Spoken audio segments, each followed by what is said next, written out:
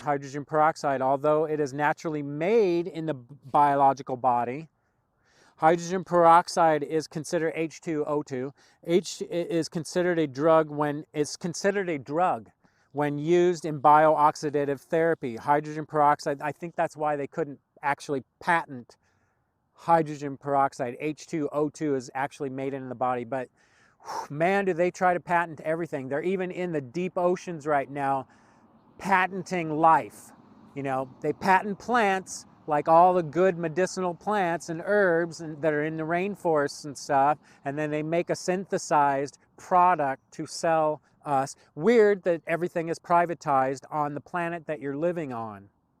It's curious, the negative agenda, huh? Go down that rabbit hole. Anyways, here we go.